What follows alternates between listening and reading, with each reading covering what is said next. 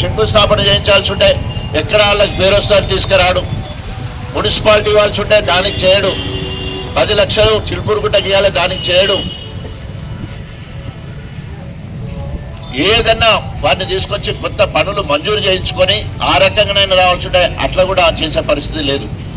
గతంలో దేవాదుల సృష్టికర్త అని చెప్పుకున్న కడియం శ్రేణి 2008లో దేవాదుల ద్వారా సోనియా గాంధీ ద్వారా నీళ్లు అక్కడ దేవాదుల ద్వారా రిలీజ్ చేస్తే సౌత్ కెనాల్ ధర్మసాగర్ దగ్గర అక్కడ కెనాల్ వాటర్ ఇప్పాల్సి ఉంటే అధికారులు అక్కడ ఏ టైంలో అయితే లిఫ్ట్ చేస్తారో నీళ్లు దేవాదుల దగ్గర ఆ టైంలో కడియం శ్రేణి దొంగగా ముందు పోయి ఆ కీ తీసుకుపోయి అంటే నీళ్ళు ఇప్పే కీ తీసుకుపోయి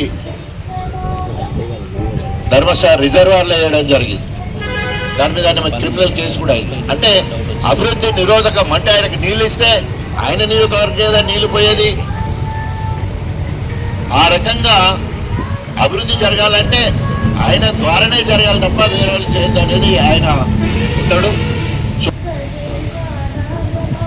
ఏదేమైనా కూడా ఇప్పటి నుంచి వెళ్ళి ప్రజా జీవితంలో ఒక ప్రధాన ప్రతిపక్షంగా గణపురం నియోజకవర్గంలో బీఆర్ఎస్ శ్రేణులు ఎక్కడికక్కడ గ్రామ స్థాయిలో జరిగే సమస్యలు కావచ్చు, మండల స్థాయిలో జరిగే కార్యక్రమాలు కావచ్చు, నియోజకవర్గ జరిగే కార్యక్రమాలు కావచ్చు, అందరం కూడా ఎప్పటికప్పుడు ప్రజా వ్యతిరేక విధానాలు అవలంబిస్తున్న కాంగ్రెస్ పార్టీని ఎప్పటికప్పుడు నిలదీస్తూ ప్రజలను చైతన్యతం చేసి ఎన్నికలు ఏవైనా రేపు రాబోయే రోజులలో ప్రజలందరూ కూడా ఇప్పటికే సంసిద్ధంగా ఉన్నారు.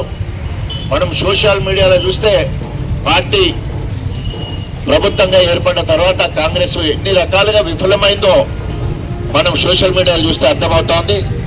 దాన్ని మనం అందరం కూడా ప్రజలకు అర్థమయ్యేటట్టు ప్రజలకు తీసుకుపోయి ప్రజలను చైతన్యవంతం చేసి జరగబోయే సంస్థగత లోకల్ బాడీ ఎన్నికలు కావచ్చు, ఏ ఎన్నికలు వచ్చినా కూడా తప్పకుండా విజయం మనమే సాధించే విధంగా గొప్పగా పనిచేయాలని పిలుపునిస్తూ మీరందరూ కూడా కష్టపడి పనిచేయడం వల్లనే ఈరోజు